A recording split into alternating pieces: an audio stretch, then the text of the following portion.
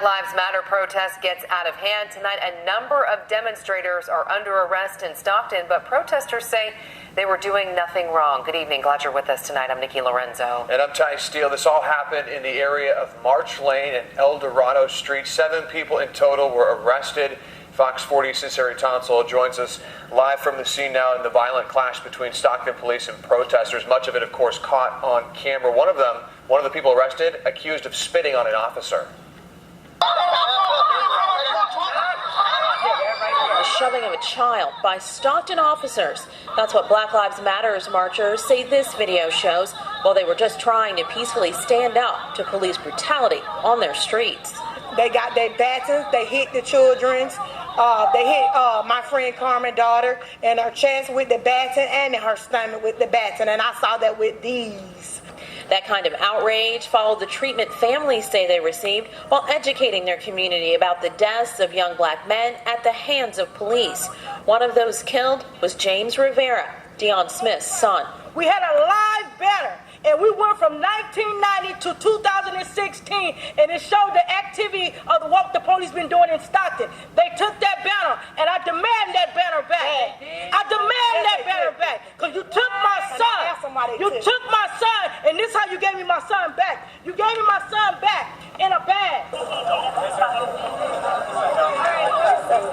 In videos shared by demonstrators, people just standing on grassy patches along March Lane between Claremont and El Dorado seem to get taken down or cuffed by police without any provocation. I was just shouting what they were shouting, and the police, they just pushed me.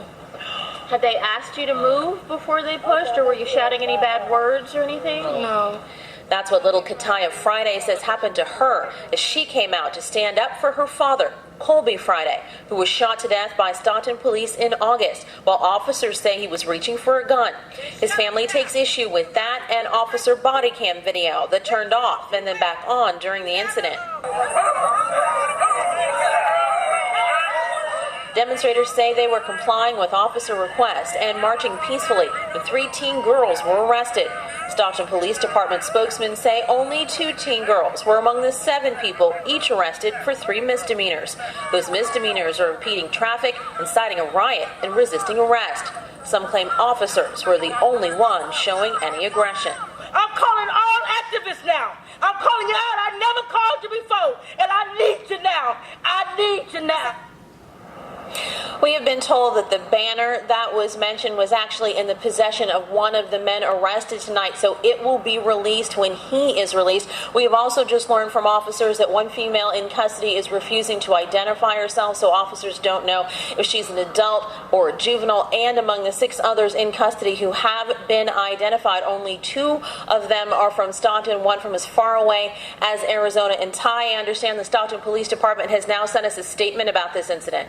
They did, Cesare. Thank you for following up on the protests tonight. Stockton police sent us this response after those protests. Quote, our approach towards protests remain unchanged in that we strive to protect citizens' rights to peaceably assemble and freedom of speech while also maintaining general public safety. This evening, a large group of protesters once again took to the streets after dark, disrupting traffic and refusing to remain off major thoroughfares as ordered by our officers. Several arrests were made for misdemeanor charges.